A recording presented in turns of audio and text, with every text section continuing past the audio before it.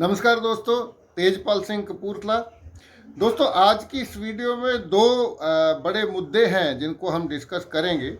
सबसे पहला बड़ा मुद्दा जो आज सोशल मीडिया पे और मेन स्ट्रीम मीडिया पे भी चर्चा का विषय बना हुआ है, वो है Baba Ramdev versus IMA, Indian medical association. तो इस मुद्दे के बारे में इस पे डिटेल में वीडियो मैं कल या परसों बनाऊंगा। आज इस वीडियो में मैं शॉर्ट में ये बात बोलना चाहता हूँ कि बाबा रामदेव ने एलोपैथी के बारे में कुछ ऐसी शब्दावली में बात की है, ऐसा एक स्टेटमेंट दिया है जिससे इंडियन मेडिकल एसोसिएशन पूरी तरह से भड़क उठी है और उनमें गुस्सा है, रोष है बहुत ज़्यादा। और उन्होंने हेल्थ मिनिस्टर को भी लिखा है कि बाबा रामदेव लिखित में माफ़ी मांगे, नहीं तो हम कोर्ट में जाएंगे। तो इसमें मैं जो बोलना चाहता हूं, क्योंकि मैं पहले भी बार बार ये बात बोलता रहता हूं कि मैं कोई डॉक्टर नहीं हूं, मैं कोई साइंटिस्ट नहीं हूं, मेरे पास कोई मेडिकल पढ़ाई नहीं है, लेकिन हेल्थ के बारे में जितना मैंने पढ़ा है, सुना है या मतलब मैंने एक्सपीरियंस किया है, उसके हिसाब से या एक आम आदमी की हैसियत से, एक कॉमन मैन की हैसियत से जो चीज़ें हमें समझनी चाहिए, कॉमन सेंस के हिसाब से जो चीज़ें हमें निर्णय लेना चाहिए, उसके हिसाब से ज़रूर मैं कुछ चीज़ें बोलना चाहूँगा। बाबा रामदेव ने जो कहा है उस पे बाबा रामदेव पे भी एक बहुत बड़ा प्रश्न चिन्ह है। वो ये है कि जब इनके शिष्यों में से किसी व्यक्ति को कोई दिक्कत आती है तो वो उसी हॉस्पिटल में जाते हैं, उसी मेडिकल साइंस का सहारा लेते हैं, उन्हीं डॉक्टरों का सहारा लेते हैं। जैसे पिछले दिनों इनके जो पतंजलि के शायद सचिव हैं, उनको हार्ट की कोई समस्या हुई थी, दिल की कोई समस्या हुई थी, तो वो भी हॉस्पिटल में दाखिल हुए थे। तो ये एक बहुत बड़ा प्रश्न चिन्ह है। अगर आप मेडिकल साइंस को रद्द करते हैं, अगर आप एलोपैथी को रद्द करते हैं, तो फिर क्यों हम जाके फिर उसी की शरण में जाते हैं? किसी भी इमरजेंसी में या किसी भी स्थिति में हम क्यों उनकी शरण में जाते हैं?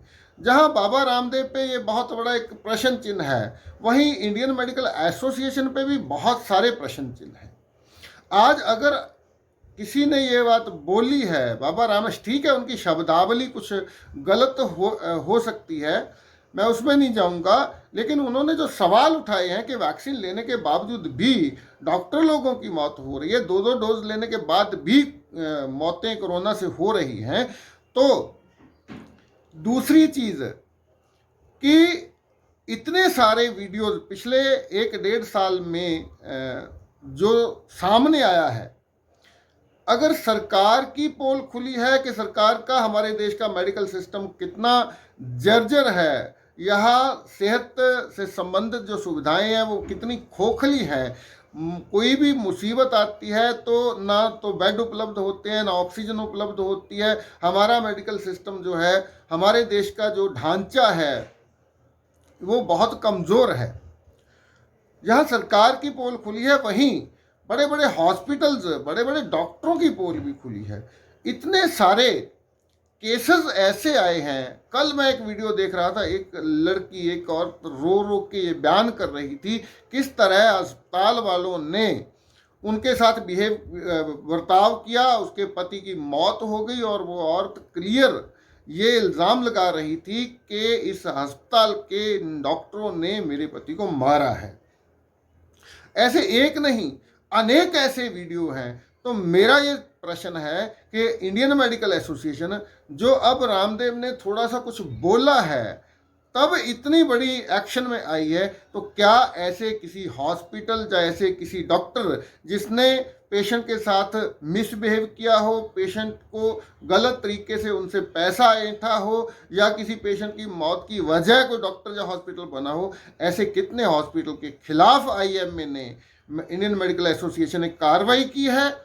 कितने ऐसे डॉक्टर हैं जिनकी डिग्री इन लोगों ने इस वजह से रद्द की है कि आप लोगों के साथ अपनी सर्विस अच्छी नहीं दे रहे हो, आप लोगों के साथ अच्छा बिहेवियर नहीं कर रहे हो, आप लोगों से बिना वजह पैसा ऐंठ रहे हो।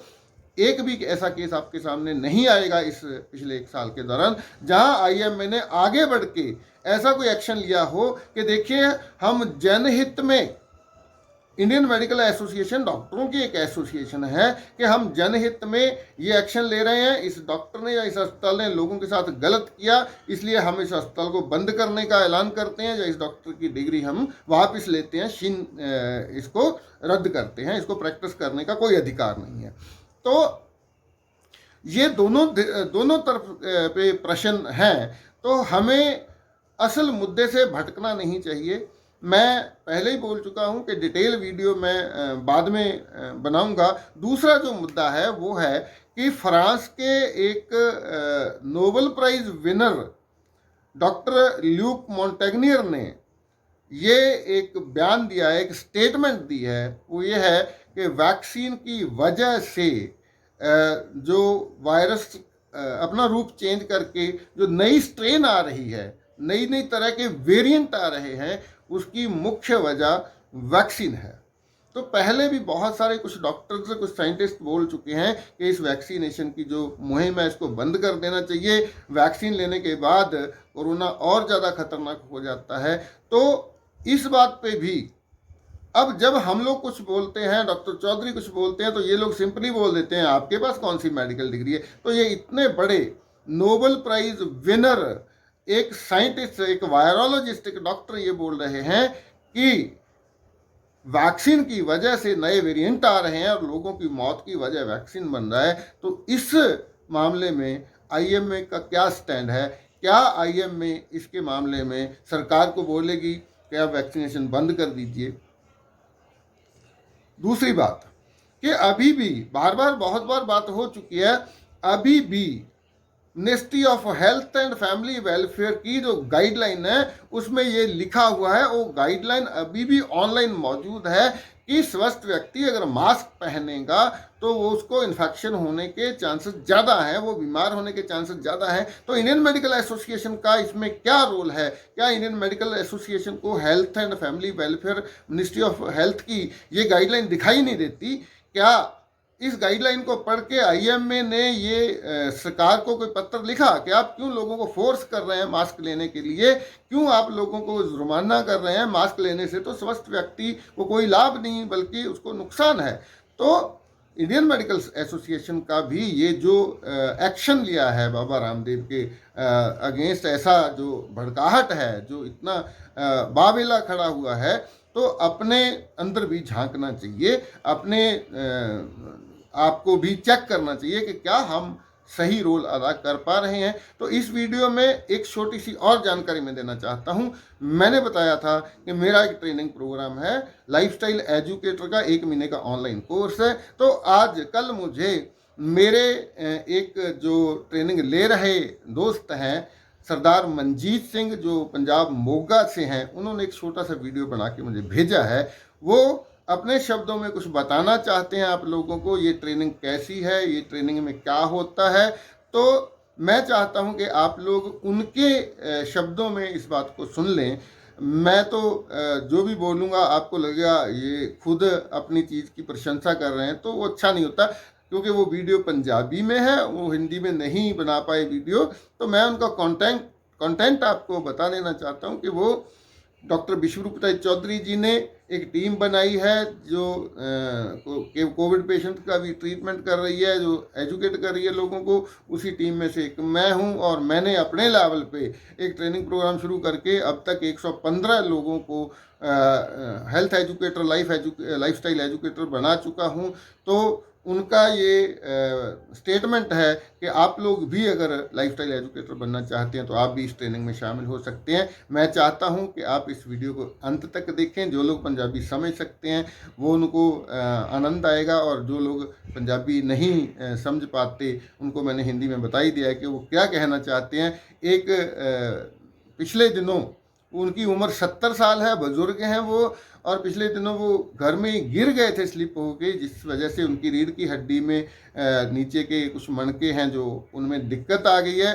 आज की तारीख में वो बैठ भी नहीं पाते, लेकिन फिर भी वो लेटे लेटे क्लास अटेंड करते हैं, और लेटे लेटे उन्होंने ये वीडियो बना के भेजा है। नया जो बैच है वो 28 मई, कल से नया बैच शुरू हो रहा है। आप लोग अगर चाहते हैं इस ट्रेनिंग में शामिल होना तो आप शामिल हो सकते हैं। हालांकि ये 1 महीने की ट्रेनिंग है, लेकिन जब तक आप पूरी तरह सेटिस्फाइड नहीं होते, आप पूरी तरह कॉन्फिडेंट नहीं होते कि मैं पूरी तरह से डॉक्टर बन चुका हूं, अब मैं खुद का और दूसरे लोगों का इलाज कर सकता हूं, तब तक आप बिना कोई और फीस दिए लगातार रिपीट करते रह सकते हो। अगर आप 6 महीने कोर्स में क्लास में रहना चाहते हो तो आप रह सकते हो। जब तक आप पूरी तरह कॉन्फिडेंट नहीं हो जाते, तब तक आपके लिए कोई आपको ये नहीं बोलेगा कि आपका समय पूरा हो गया, आप अब क्लास छोड़ के जाओ।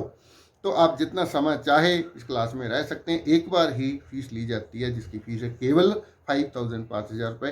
तो ये दो मुद्दे हैं, ल्यूक मॉन्टेगनियर वाला और Baba Ramdev versus IMA, Indian medical association. इसके लिए डिटेल में वीडियो मैं कल या परसों बनाऊंगा, तो जुड़े रहें मेरे इस चैनल लाइफ विदाउट मेडिसिन के साथ जुड़े रहें, ताकि आपको जो सेहत के से संबंधित जानकारियां हैं, जो अपडेट्स हैं, वो मिलते रहें। और आप दूसरे लोगों के से भी इस चैनल को शेयर कर सकते हैं। इस वीडियो को शेयर कीजिए, लाइक कीजिए। मैं चाहता हूं कि हम सब मिल के एक ऐसी जागृति लेके आएँ ताकि लोग खुद ये फैसला कर पाएँ कि बाबा रामदेव सही है या इंडियन मेडिकल एसोसिएशन सही है, या जो वैक्सीन लेने के लिए बोल रहे हैं वो सही है, या जो बोल रहे हैं नहीं लेना चाहिए वो सही है। लोगों की अपनी एक अप्रोच होनी चाहिए, उनका अपना एक स्टैंड होना चाहिए। वो पिछलग ना हो, वो खुद से एजुकेट हों, खुद से सीखें, समझें बात को, फिर खुद डिसीजन लें। तो आप सबका बहुत बहुत धन्यवाद। बहुत जल्द नई वीडियो के साथ मिलेंगे। ਰਣਜੀਤ ਸਿੰਘ ਸੇਵਾ ਮੁਕਤ ਸਾਇੰਸ ਮਾਸਟਰ, ਉਮਰ 70 ਸਾਲ, ਪਿੰਡ ਸਾਂਝ, ਤਹਿਸੀਲ ਅਤੇ ਜ਼ਿਲ੍ਹਾ ਮੋਗਾ, ਪੰਜਾਬ ਤੋਂ ਬੋਲ ਰਿਹਾ। ਸਭ ਨੂੰ ਪਿਆਰ ਭਰੀ ਸਤਿ ਸ੍ਰੀ ਅਕਾਲ। ਡਾਕਟਰ ਵਿਸ਼ਵਰੂਪ ਰਾਏ ਚੌਧਰੀ ਜੀ, ਇਹਨਾਂ ਦੇ ਵੱਖ-ਵੱਖ ਦੇਸ਼ਾਂ ਵਿੱਚ ਸੈਂਟਰ ਹਨ ਅਤੇ ਉਹਨਾਂ ਨੇ 500 ਡਾਕਟਰਾਂ ਦੀ ਟੀਮ ਬਣਾਈ ਅਤੇ ਉਹਨਾਂ ਨੂੰ ਲਾਈਫ ਸਟਾਈਲ ਹੈਲਥ ਐਜੂਕੇਟਰ ਬਣਾਇਆ। ਇਹਨਾਂ ਨੇ ਪਿਛਲੇ ਸਾਲ 50,000 ਤੋਂ ਉੱਪਰ ਕਰੋਨਾ ਮਰੀਜ਼ਾਂ ਦਾ ਬਿਨਾਂ ਦਵਾਈਆਂ ਤੋਂ ਘਰ ਬੈਠੇ ਹੀ ਫ੍ਰੀ ਇਲਾਜ ਕੀਤਾ ਅਤੇ ਇੱਕ ਵੀ ਮੌਤ ਨਹੀਂ ਹੋਈ। ਇਹਨਾਂ 500 ਲਾਈਫ ਸਟਾਈਲ ਹੈਲਥ ਐਜੂਕੇਟਰਾਂ ਵਿੱਚੋਂ ਸਰਦਾਰ Tejpal Singh ji life style health educator Kapurthala, Punjab ਤੋਂ ਹਨ। ਇਹਨਾਂ ਨੇ ਅੱਗੇ ਲਗਭਗ 115 ਹੈਲਥ ਐਜੂਕੇਟਰ ਤਿਆਰ ਕੀਤੇ। ਇਹਨਾਂ ਵਿੱਚੋਂ ਮੈਂ ਵੀ ਇੱਕ ਹਾਂ ਅਤੇ ਇਹਨਾਂ ਨੇ ਸਾਨੂੰ ਵੀ ਲਾਈਫ ਸਟਾਈਲ ਹੈਲਥ ਐਜੂਕੇਟਰ ਬਣਾਇਆ ਅਤੇ ਤੁਸੀਂ ਵੀ ਇਸ ਟ੍ਰੇਨਿੰਗ ਵਿੱਚ ਹਿੱਸਾ ਲੈ ਸਕਦੇ ਹੋ। ਅਤੇ ਇਹ ਦੁਨੀਆ ਦੇ ਵਿੱਚ 2 ਕਿਸਮ ਦੀਆਂ ਬਿਮਾਰੀਆਂ ਹਨ, ਬਾਹਰਮੁਖੀ ਅਤੇ ਅੰਦਰਮੁਖੀ। ਬਾਹਰਮੁਖੀ ਬਿਮਾਰੀਆਂ ਦੇ ਵਿੱਚੋਂ ਸਿਰਫ ਇਹ ਹਨ ਕਿ ਹੱਡੀਆਂ ਦਾ ਟੁੱਟਣਾ, ਫ੍ਰੈਕਚਰ ਹੋਣਾ, ਖੂਨ ਵਗਣਾ, ਟਾਂਕੇ ਲੱਗਣੇ। ਇਹਨਾਂ ਦਾ ਇਲਾਜ ਸਿਰਫ ਹਸਪਤਾਲ ਵਿੱਚ ਹੀ ਹੋ ਸਕਦਾ ਹੈ। ਦੂਸਰੀਆਂ ਅੰਦਰੂਨੀ ਕਿਸਮ ਦੀਆਂ ਬਿਮਾਰੀਆਂ ਹਨ, ਜਿਨ੍ਹਾਂ ਦੇ ਵਿੱਚੋਂ ਇਹ ਜਿਹੜਾ ਸਰੀਰ ਹੈ ਖੁਦ ਹੀ ਇਲਾਜ ਕਰ ਸਕਦਾ ਹੈ, ਬਸ਼ਰਤੇ ਕਿ ਖੂਨ ਨੂੰ ਸਹੀ ਅਤੇ ਲੋੜੀਂਦੀ ਮਾਤਰਾ ਵਿੱਚ ਨਿਊਟ੍ਰੀਸ਼ਨ ਮਿਲਦੀ ਰਹੇ। ਇਸ ਗਰੁੱਪ ਦਾ ਅਗਲਾ ਟ੍ਰੇਨਿੰਗ 28 ਮਈ ਨੂੰ ਸ਼ੁਰੂ ਹੋ ਰਿਹਾ ਹੈ, ਜੋ ਕਿ ਰਾਤ ਨੂੰ 8:30 ਵਜੇ ਤੋਂ 9:30 ਵਜੇ ਤੱਕ ਸੋਮਵਾਰ ਤੋਂ ਸ਼ੁੱਕਰਵਾਰ ਤੱਕ ਹੈ ਅਤੇ ਸ਼ਨੀਵਾਰ ਨੂੰ ਫ੍ਰੀ ਇਲਾਜ ਹੁੰਦਾ ਹੈ। ਸ਼ਨੀਵਾਰ ਨੂੰ ਫ੍ਰੀ ਟ੍ਰੇਨਿੰਗ ਹੁੰਦੀ ਹੈ, ਜਿਸ ਵਿੱਚ 100 ਤੋਂ ਲਗਭਗ 100 ਭਾਗ ਲੈ ਸਕਦੇ ਹਨ ਅਤੇ ਇਹ 1 ਮਹੀਨੇ ਦੀ ਪੇਡ ਟ੍ਰੇਨਿੰਗ ਹੈ। ਅਤੇ ਜਿਤਨਾ ਚਿਰ ਤੁਸੀਂ ਐਕਸਪਰਟ ਨਹੀਂ ਬਣ ਸਕਦੇ, ਜਿਤਨੇ ਮਹੀਨੇ ਮਰਜ਼ੀ ਤੁਸੀਂ ਭਾਗ ਲੈ ਸਕਦੇ ਹੋ, ਜਿੰਨਾ ਚਿਰ ਤੁਸੀਂ ਆਪਣੇ ਆਪ ਨੂੰ ਖੁਦ ਨੂੰ ਐਕਸਪਰਟ ਨਹੀਂ ਸਮਝਦੇ। ਇਹਨਾਂ ਦਾ ਟੀਚਾ ਘਰ ਘਰ ਹੈਲਥ ਐਜੂਕੇਟਰ ਤਿਆਰ ਕਰਨੇ ਹਨ, ਤਾਂ ਕਿ ਘਰ ਬੈਠੇ ਹੀ ਆਪਣਾ ਅਤੇ ਆਪਣੇ ਪਰਿਵਾਰ ਦਾ ਇਲਾਜ ਕਰ ਸਕੋ। ਜੇਕਰ ਤੁਸੀਂ ਕੋਈ ਇਸ ਟ੍ਰੇਨਿੰਗ ਵਿੱਚ ਹਿੱਸਾ ਲੈਣਾ ਚਾਹੁੰਦੇ ਹੋ ਅਤੇ ਛਿੱਕਾਂ, ਜ਼ੁਕਾਮ, ਨੱਕ ਵਗਣਾ, ਖੰਘ, ਰੇਸ਼ਾ, ਦਮਾ, TB, sugar, BP, loose motion, ਉਲਟੀਆਂ, ਰਸੌਲੀਆਂ, ਪੱਥਰੀਆਂ, ਕੈਂਸਰ ਤੋਂ ਬਚਣ ਲਈ ਜ਼ਰੂਰ ਟ੍ਰੇਨਿੰਗ ਲਵੋ। ਮੇਰਾ ਫ਼ੋਨ ਨੰਬਰ 94 179 53 218 ਹੈ ਅਤੇ ਸਭ ਨੂੰ ਫਿਰ ਪਿਆਰ ਭਰੀ ਸਤਿ ਸ੍ਰੀ ਅਕਾਲ।